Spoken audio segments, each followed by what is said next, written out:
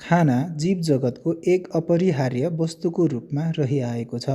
खानाबाट हाम्रो शरीरलाई चाहिने विभिन्न तत्त्वहरू जस्तै carbohydrate, protein, fat, vitamin, mineral आदि प्राप्त हुन्छ, जसले गर्दा हाम्रो मानव शरीरले स्वस्थ भई विभिन्न क्रियाकलापहरू गर्न सक्दछ। हामीले खाने खानेकुरा अर्थात् खाद्य पदार्थ पौष्टिक तत्त्व मात्र दिने नभई स्वच्छ र सफा पनि हुन जरुरी छ। अहिलेको समयलाई हेर्ने हो भने बढ्दो सहरीकरणको साथसाथै मानिसहरूको इच्छा आकाङ्क्षा पनि सहरीकरणतर्फ बढिरहेको देख्न सकिन्छ, जसको कारणले गर्दा धेरै उब्जाउ हुने खेतबारीहरूमा बस्ती बढ्दै गएको र मानिसहरूको कृषिप्रतिको लगाव घट्दै गएकोले खाद्य पदार्थहरूको उत्पादनमा गिरावट आइरहेको देख्न सकिन्छ, जसको कारणले गर्दा भविष्यमा खाद्य सुरक्षामा ठूलो समस्या आउन सक्ने देखिन्छ। अस्वस्थ खाद्य पदार्थ भन्नाले खाद्य वस्तुमा अखाद्य रङको प्रयोग गरिएको, धेरै पटक एउटै तेलमा खानेकुरा फ्राई गरेको, धेरै नुन तथा चिनी प्रयोग गरिएको, ट्रान्सफ्याटको मात्रा निर्धारित मात्राभन्दा बढी भएको तथा असुरक्षित भण्डारणको कारणले खानामा हानिकारक जीवाणुहरू विकसित हुन्छ, जसको कारणले गर्दा मानिसहरूमा फुड पोइजनिङ हुने तथा लामो समयसम्म त्यस्ता खाद्य पदार्थहरू सेवन गर्दा क्यान्सर समेतको जोखिम बढ्दै जान्छ। आजको यस प्राविधिक युगमा प्रविधिको विकास तथा अस्वस्थ खानपानको कारणले गर्दा मानिसहरूमा मोटोपनको समस्याको साथै विभिन्न किसिमका नसर्ने रोगहरूको प्रकोप पनि बढ्दै गइरहेको छ। यस्ता खाद्य सुरक्षा, खाद्य पदार्थको स्वच्छता तथा पोषण जस्ता विषयहरूलाई हामीले अत्यन्तै ध्यान दिन पर्ने देखिन्छ। आजको समयलाई हेर्ने हो भने राजनैतिक अस्थिरता, अस्तव्यस्त व्यापार व्यवसाय तथा बिचौलियाका कारणले गर्दा किसानद्वारा उत्पादित कृषिजन्य उत्पादनहरू जस्तै तरकारी, फलफुल तथा दुग्धजन्य पदार्थहरू उचित बजार मूल्यको अभावले गर्दा खेर गइरहेको छ। खाद्य सुरक्षाको दृष्टिकोणले हेर्ने हो भने उत्पादित खाद्य पदार्थ विभिन्न कारणहरू जस्तै निश्चित समयमा निश्चित ठाउँमा पुर्याउन नसक्नु, अस्थिर बजार मूल्य तथा खाद्य प्रविधिको ज्ञानको कमीले गर्दा उपभोक्तासम्म पुग्न सकिरहेको छैन। खाद्य प्रविधि विज्ञानमा आधारित विषय हो, जसले food science, nutrition, food preservation, food engineering, dairy technology, microbiology, technology of food processing, packaging technology जस्ता महत्त्वपूर्ण विषयहरूको बारेमा प्राविधिक ज्ञान प्रदान गर्दछ। हामीले खाद्य प्रविधिको ज्ञानले फुड लसको समस्यालाई न्यूनीकरण गर्नुको साथै खाद्य सुरक्षा, पोषण तथा खाद्य स्वच्छता जस्ता विषयहरूको अवस्थालाई सुधार गर्न सक्छौँ। किसानहरूद्वारा उत्पादित कच्चा पदार्थहरू उचित बजार मूल्य नपाएको तथा चाहिने भन्दा बढी उत्पादन भएको अवस्थामा खाद्य प्रविधिको ज्ञानको प्रयोग गरी सामान्य किसिमका फुड ग्रेड प्रिजर्भेटिभहरू प्रयोग गरी भ्यालु एडेड प्रडक्टहरू जस्तै पनिर, टोमेटो केचप, घिउ, दही, स्क्वास, जाम, आरटिएस आदि उत्पादन गर्न सकिन्छ, जसको आयु कच्चा पदार्थहरूको भन्दा बढी हुन्छ। साथसाथै खाद्य प्रविधिद्वारा खाद्य पदार्थको स्वच्छता तथा गुण नियन्त्रण पनि गर्न सकिन्छ। अहिलेको समयमा बजार अनुगमन गर्ने हो भने फुड लेबलदेखि लिएर खाद्य पदार्थको गुण र स्वच्छतालाई लिएर धेरै उपभोक्ताहरूलाई ठगी हुने खालको क्रियाकलापहरू बढ्दो देखिन्छ। यस्ता विभिन्न किसिमका समस्याहरूको समाधानका लागि खाद्य प्रविधि अत्यन्तै आवश्यक विषय हो। उपभोक्ताको स्वास्थ्यलाई ध्यानमा राखी हेर्ने हो भने नेपालमा नेपाल सरकारको कृषि मन्त्रालय अन्तर्गत रहेको खाद्य प्रविधि तथा गुण नियन्त्रण विभाग तथा यसका मातहतका कार्यालयहरूबाट खाद्य ऐन 2023 तथा खाद्य नियमावली 2027लाई आधार मानी खाद्य पदार्थहरूको स्वच्छता तथा गुणको अनुगमन गरी आवश्यक परेको अवस्थामा कारबाही समेत गर्दै आइरहेको छ। खाद्य प्रविधिको कार्यक्षेत्रहरूमा खाद्य प्रविधि तथा गुण नियन्त्रण विभाग, खाद्य संस्थान, राष्ट्रिय खाद्य अनुसन्धान केन्द्र नार्क, दुग्ध विकास संस्थान डिडिसी, विभिन्न खाद्य उद्योगहरू, एनजिओ, आइएनजिओ, हस्पिटल्स जस्ता राष्ट्रिय तथा अन्तर्राष्ट्रिय सङ्घ संस्थाहरूमा विभिन्न तहहरू रहेको छ। नेपालमा खाद्य प्रविधिको दक्ष प्राविधिक जनशक्तिहरू त्रिभुवन विश्वविद्यालय र पूर्वाञ्चल विश्वविद्यालयबाट उत्पादन हुँदै आइरहेको छ। नेपालमा खाद्य प्रविधिको विकास र विस्तारबारे केही महत्त्वपूर्ण कुराहरू प्रोफेसर जगत बहादुर केसीज्यूबाट सुनौ है त। फुड टेक्नोलोजीको सुरुवात नेपालमा यो institute of applied science and technology भन्ने चाहिँ नि डाक्टर पराशर नारायण सुवार डिन अनि डाक्टर सुरेश शर्मा एसिस्टेन्ट डिन भएर त्यति बेला 11वटा इन्स्टिट्युट युनिभर्सिटी खोलेको थियो। 11मध्ये एउटा इन्स्टिट्युट चाहिँ धरानमा राजा वीरेन्द्रले नै त्यो धरानमा आउनुपर्छ भनेको कारणले धरानमा गयो र धरानमा गएपछि जग्गा अधिग्रहण गर्ने कुरामा नै त्यहाँ पक्ष विपक्ष जस्तो भयो। त्यहाँ पञ्चायतको जिल्ला सभापतिको विरोधमा जस्तो रूपमा परेको हुनाले केही विवादहरू पनि भए र जे भए पनि त्यो 20 बिघा जग्गा चाहिँ हात्तीसार क्याम्पसमा अधिग्रहण गरियो अनि त्यहाँ चाहिँ 60 लाख रुपियाँ सरकारले दिएर क्याम्पस ल्याबोरेटरी बिल्डिङ अनि क्वार्टर इत्यादि बन्यो। अनि केही समयमा मलाई चाहिँ मैले केमिस्ट्रीमा एमएससी गरेको फर्स्ट क्लास हो अनि बेलायतबाट एमएससी फुड टेक्नोलोजीको स्कलरसिप आयो, ब्रिटिस काउन्सिल स्कलरसिप। अनि त्यो स्कलरसिपमा म पढ्नु गएँ अनि पढ्न जाँदाखेरि बिएससी फुड टेक्नोलोजी सुरु गर्ने भन्ने कुरा भइरहेको थियो। अनि म 1980 मा फर्केर आएपछि फुड टेक्नोलोजीको चाहिँ नि फुल फ्लेज बिएससी 3 इयर्सको बिएससी थियो। त्यसलाई इन्जिनियरिङ कोर्स थपेर बिटेक बनाउनुपर्छ भने बिटेक फुड टेक्नोलोजी 4 इयर्सको भयो। त्यसरी त्यहाँ चाहिँ अध्यापक कार्य सुरु भयो। त्यहाँ म चाहिँ 3 टर्म क्याम्पससिप 1 टर्म एसिस्टेन्ट भनौँ 20-25 वर्ष नै म त्यहाँ प्रशासनमा बसेँ। त्यो बेला अनि मैले चाहिँ बेलायत म रेडिङ युनिभर्सिटीमा पढ्न गएँ एमएससी फुड टेक्नोलोजी। अनि त्यो पढ्ने क्रममा वीरेन्द्र राजाको बेलायतमा सवारी भएको थियो। हामी 10-15 जना विद्यार्थीहरूलाई भेट्ने अवसर दिएको थियो। त्यो बेला हामी 10-15 जना विद्यार्थी गालो पनि भेट्यौँ। ठुलो हल थियो, हलमा यस्तै राजाको टेबल थियो, टेबल उतापट्टि एउटा कुर्सी थियो। अनि एडिसी चाहिँ नि त्यो ठुलो हलको बाहिरपट्टि गेटमा बसेको थियो। अनि राजा वीरेन्द्रले सोधे यो फुड टेक्नोलोजी भने के खाना बनाउने हो भनेर सोधे राजाले। अनि मेरो भाइ सरकार खाना बनाउने होइन, यो नेपाल एग्रिकल्चर बेस इकोनोमी भएको कन्ट्री हो। हामी कहाँ चाहिँ पाहाड तराई हिमालसँग पनि केही जडीबुटी अनाजहरू हुने हुनाले हाम्रो देशको इकोनोमी चाहिँ एग्रिकल्चर बेस्ड इकोनोमी भएको हुनाले एग्रिकल्चर र मेटेरियललाई भ्यालुएडेड प्रोडक्ट्स बनाउने इन्डस्ट्रियलाइज गर्ने टेक्नोलोजी फुड टेक्नोलोजी हो भनेपछि राजाले बढी इन्ट्रेस्ट जानेछ। त्यति बेलासम्म हाम्रो राइस मिल भनेको साधारण राइस मिल थियो, वाइल मिल हुन्थ्यो होइन। मधेसतिर ठाउँ ठाउँमा चाहिँ पाल्दैदेखि जहाँ पनि हुन्थ्यो। अनि त्यो कुरा भनेपछि राजाले बढी इन्ट्रेस्ट राखेर अलिक प्रश्न सोध्दै गए के हुन्छ त भन्दा मेरो नि फलफुल जामजेली माउरेहरू वाइन इत्यादि हुन्छ। अब सिरियल प्रडक्ट्सहरू हुन्छ, त्यसलाई चाहिँ क्वालिटी प्रडक्ट्स बनाउने, प्याकेजिङ गर्ने, मार्केटिङ गर्ने, इन्डस्ट्रियलाइज गर्ने। हाम्रो र मेटेरियल चाहिँ कृषि प्रधान देश भएको हुनाले एग्रिकल्चर र मेटेरियल नै हो, त्यसलाई इन्डस्ट्रियलाइज गर्ने टेक्नोलोजी फुड टेक्नोलोजी हो भनेपछि राजा बहुत प्रसन्न भए। अनि मलाई चाहिँ नि झन्डै 35 मिनट टाइम दिए, 5 मिनट भनेको। अनि मलाई चाहिँ उभिएर म कुरा गरिरहेको थिएँ, बस भने मेरो सरकार यसै ठिक छ भने मैले उभिएर कुरा गरेँ। अनि लास्टमा चाहिँ मैले नै त्यहाँ सरकार अब अरू पनि मान्छे बाहिर होला नि, मेरो टाइम बढी लियो कि भने ठिक छ तिम्रो कुरा ठिक छ भने है।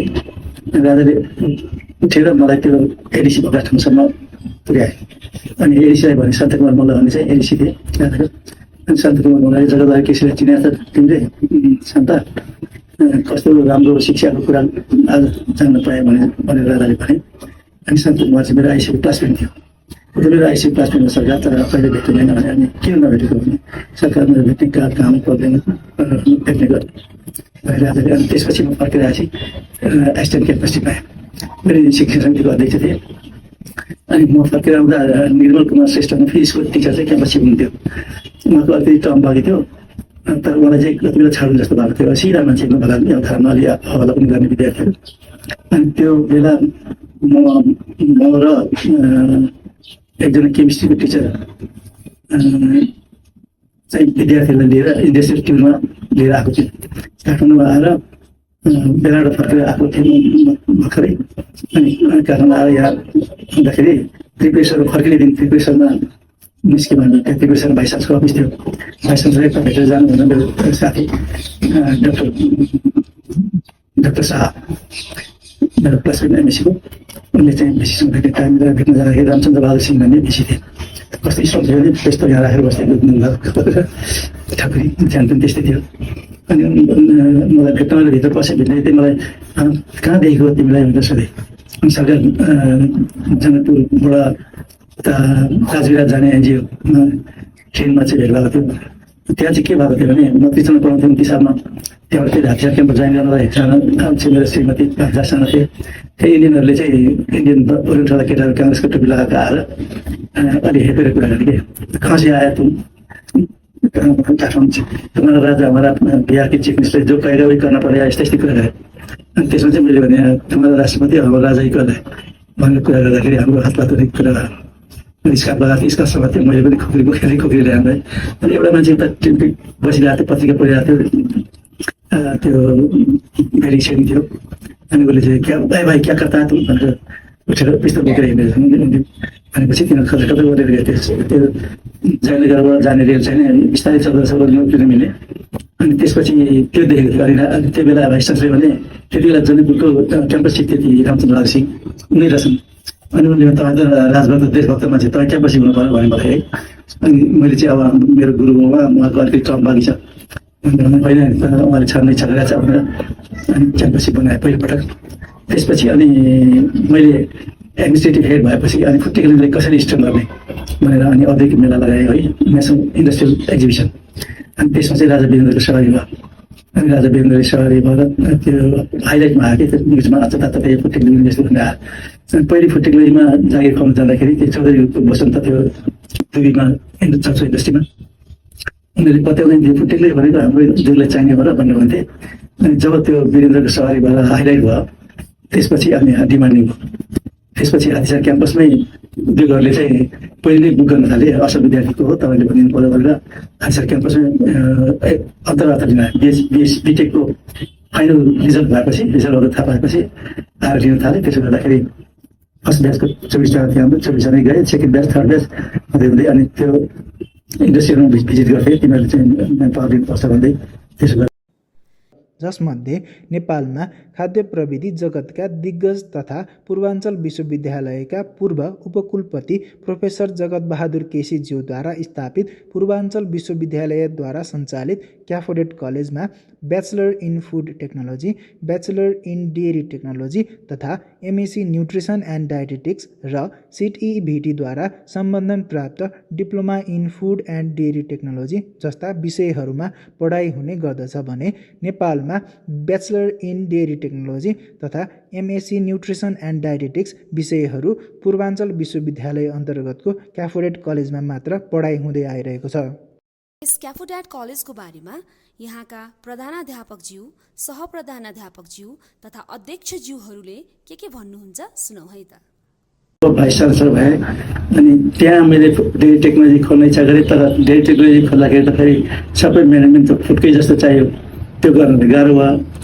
अनि मैले भाइस चान्सलर रिटायर भएपछि मभन्दा अगाडिको भाइस चान्सलरसँग मैले स्वीकृति लिएको थिएँ यो सहकारीबाट सञ्चालन गर्ने भनेर खाद्य तथा दुग्ध प्रविधि जनसहकारी संस्था लिई भनेर मेरै अध्यक्षतामा फुडका डेयरीका हाम्रा सिनियर साथीहरू सबैलाई समेटेर कुरा गरेँ। अनि डेयरी टेक्नोलोजी नेपाललाई अति आवश्यक छ, किनभने यो किसानले पालेको गाईको दुध अब सहरीकरण बढ्दै जाँदाखेरि सहरमा गाई पाल्न सक्दैन, यो प्याकेज दुध बनाउनु पर्ने हुन्छ। त्यसो गर्दा डेयरी इन्डस्ट्रीको आवश्यकता छ भनेर अनि सबै मेरै घरमा मिटिङ बोलाएर सुरुमा 5-7 महिना मेरै घरमा 1,000 उठाएर अनि हामीले यो रेजिस्टर सहकारी खाद्य पदार्थ दुग्ध प्रविधि जनसहकारी संस्था लिई भनेर अनि त्यसैको माध्यमबाट हामीले चाहिँ सुरु गऱ्यौँ BTech diploma in food and dairy अनि bachelors in food and dairy भनेर सुरु गरेँ। पहिले हामीले यता प्रबन्धन चलायौँ घरबाडामा सर्दै यता सङ्क्रमण हुँदै 2-3 ठाउँ सरेपछि अनि बानेश्वरमा थियो हाम्रो। पछि हामीलाई चाहिँ कस्तो भने अब इक्विपमेन्ट्स थप्दै जाँदाखेरि सहकारीमा त इन्कम त भएन, 7-8 वर्ष 9 वर्ष चलाउँदा नि इन्कम नदिएको साथीहरू छटपटाउनु थाले। हामीले त्यसो भएर बेचौँ भन्ने कुरा गरेपछि पाण्डेजीले किन्यो अनि हामी पनि सेयरमा बस्ने भयो। त्यसरी चाहिँ मेजर सेयर भएको प्रभाजीको छ। मैले चाहिँ 18-19वटा मेडिकल कलेज भए, न्युट्रिसनको पढाइ कहीँ पनि भएन। अनि ती मेडिकल कलेज चलाउनेहरू चाहिँ मेरै साथीहरू पनि थिए। अनि मैले चाहिँ त्यो न्युट्रिसन पनि चलाउनु पर्छ तिमीहरूले भन्दाखेरि अब डाक्टरले के हुन्छ जस्तो डाक्टरले गर्छ तपाईँलाई डायबिटिज छ, सुगर कम भएको चिज खानुहुन्छ, अरू धेरै कुरा बताउन सक्दैन, न्युट्रिसनिस्टले डिटेल बताउन सक्छन्। अनि त्यो भनेर अनि मैले न्युट्रिसनको एमएससी न्युट्रिसनको गरेँ। अनि डायटिसियन पनि छैन। दिल्लीमा उपचार गर्न जाँदाखेरि सुरुमा डाक्टरले सबै जाँचिसकेपछि त्यो जुन रिपोर्ट लिएर चाहिँ न्युट्रिसन गर्न जानुपर्छ। अनि उनीहरूले चाहिँ तपाईँलाई यो रोग लागेको छ, यो खानुहुन्छ, यो खानु हुँदैन, यसरी खानुपर्छ भनेर न्युट्रिसनले बताउँछन् है। त्यो मलाई अनुभव पनि थियो। अनि मैले चाहिँ त्यो डक्टरहरू जो मेडिकल कलेजका इन्चार्जहरू थिए उनीहरूलाई भन्दा उनीहरूले खोलेन। उनीहरूले नखोल्नुको कारण के भने न्युट्रिसन धेरै पैसा लिन सक्दैन, धेरै पैसा दिन पनि सक्दैनन्। अन्त अब एमबिबिएस डेन्टिस्ट यता आई स्पेसलिस्टहरूलाई पैसा धेरै दिन्छ, त्यो भनेर खोलेन। अनि हामीले चाहिँ नि सुरु गरौँ भनेर क्यापिटेट गरेर चाहिँ एमएससी न्युट्रिसन एन्ड डायटेटिक्स भनेर सुरु गरेँ। अहिलेसम्म चलिरहेको छ। र अब न्युट्रिसन डायटेटिक्सका मान्छेहरू चाहिँ आइएनजिओमा, हस्पिटलहरूमा विविध ठाउँमा काम गर्छन्। त्यसो गर्दा मलाई चाहिँ आई फिल प्राउड द्याट मैले food technology, dairy technology, nutrition डायटेटिक्सको एजुकेसन चाहिँ नेपालमा पहिलोपटक सुरु गरेँ। यसमा म गर्व गर्छु। Thank you. यस क्याफोडेट कलेजमा चाहिँ जम्मा 4वटा प्रोग्रामहरू सञ्चालन गरेको छ हाम्रो। र त्यसमध्ये हाम्रो चाहिँ सबभन्दा पहिले diploma in food and dairy technology 6 सेमिस्टरको 3 वर्षीय कोर्स हो, जुन सञ्चालन भएको आजसम्ममा 15 वर्ष भइसकेको छ। त्यसपछि यहाँ सञ्चालन हुने कार्यक्रममा bachelor in food technology, bachelor in dairy technology गरेर 2टा ब्याचलर लेभलको कार्यक्रम छ। यो 4 वर्षीय कोर्स हो र यसमा जम्मा 8वटा सेमिस्टर अध्यापन हुन्छ। त्यस्तै गरेर यो कार्यक्रम सञ्चालन भएको चाहिँ आजसम्म 19औँ ब्याच हामीले अध्यापन गराइराखेका छौँ। त्यस्तै गरेर MSc in nutrition and dietetics program छ, मास्टर्स प्रोग्राम। यसमा चाहिँ जम्मा हाम्रो 2 वर्षीय कोर्स हो र यो जम्मा 4 सेमिस्टरको हुन्छ। र यो चाहिँ अहिलेसम्मको हामीले इन्टेक लिएको 12औँ ब्याच हो। 2069-70मा हामीले पूर्वाञ्चल विश्वविद्यालयबाट सम्बन्धन प्राप्त गरेका थियौँ। र यसपछि यस कलेजमा अध्यापन गराउने हाम्रा गुरुवर्गहरू चाहिँ आफ्नो फिल्डमा एक्सपिरियन्स हुनुहुन्छ हैन, अनुभवी हुनुहुन्छ। र त्यस कारणले गर्दाखेरि यहाँ पढ्ने स्टुडेन्टहरू अन्तिममा जब यहाँबाट पास भएर जान्छ आफ्नो सब्जेक्ट म्याटरमा चाहिँ हैन दक्ष भएर, अनुभवी भएर ज्ञान हासिल गरेर गएको हामी पाउँछौँ। र यहाँ अध्ययन गरिसकेका विद्यार्थीहरूमा नेपाल सरकारको विभिन्न अफिसहरूमा जस्तो इन्जिनियरले खाद्य प्रविधि गुण नियन्त्रण विभागको धेरै क्षेत्रमा, धेरै ठाउँमा चाहिँ उहाँहरू चाहिँ सर्भिस गरिराख्नु भएको छ भने त्यसै गरेर चाहिँ एमएससी इन न्युट्रिसन एन्ड डायटेटिक्समा अध्ययन समाप्त गरिसकेका विद्यार्थीहरू चाहिँ इन्जिनियरले हस्पिटलमा हैन, कम्युनिटीमा उहाँहरूले चाहिँ सर्भिस गरिराख्नु भएको छ। र यस प्रकारले हेर्दाखेरि हाम्रा यस इन्स्टिट्युट अथवा कलेजबाट अध्ययन समाप्त गरिसकेका विद्यार्थीहरू आजसम्म एकजना पनि काम पाइएन हैन, बेरोजगार भयो भनेर बस्नुपर्ने स्थिति छैन। त्यस अनुसार र यहाँ bachelor in food and dairy technology अध्ययन गरेका विद्यार्थीहरू चाहिँ इन्टरनेसनल जगतमा पनि उहाँहरूले मास्टर्समा र पिएचडी प्रोग्राममा पनि सजिलै इनरोल पाउनुभएको छ।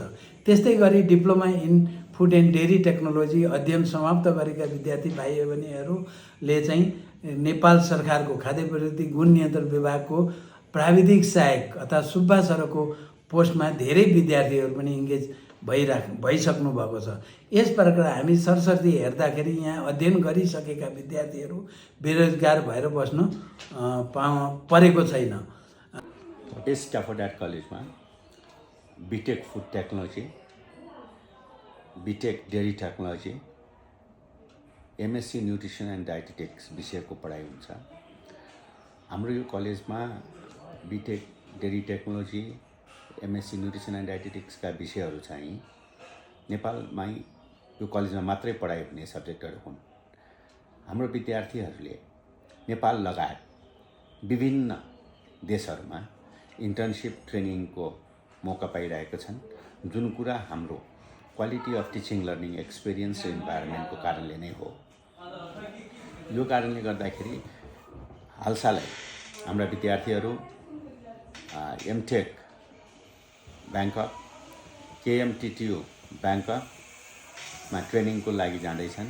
त्यस्तै जिग्नान युनिभर्सिटी विश्व चाइनामा पनि फुड टेक्नोलोजी कन्फरेन्सको लागि नेपाली हाम्रो विद्यार्थीहरू सेलेक्सन भएका छन् र हाम्रो फ्याकल्टीहरूले पनि त्यहाँ गएर आफ्नो प्रेजेन्टेसन गर्दै हुनुहुन्छ।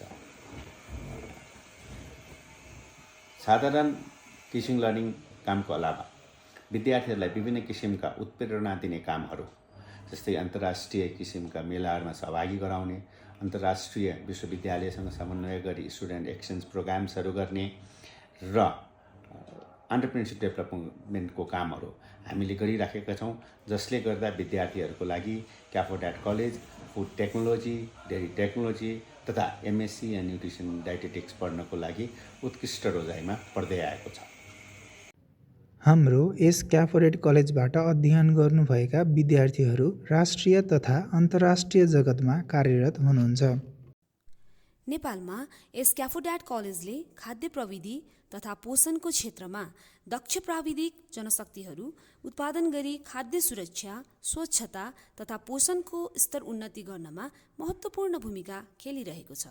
आजको यस विषम परिस्थितिमा देशको उन्नति प्रगतिको साथसाथै खाद्य सुरक्षा, खाद्य स्वच्छता, पोषण तथा खाद्य पदार्थमा आत्मनिर्भरता आदिको स्थितिलाई सुधार गर्नको लागि देशलाई खाद्य सम्बन्धी प्राविधिक जनशक्तिको अति नै आवश्यकता पर्दछ। प्राविधिक जनशक्ति उत्पादनमा वृद्धि गरौँ, देशको उन्नति तथा प्रगतिलाई सुनिश्चित गरौँ। धन्यवाद।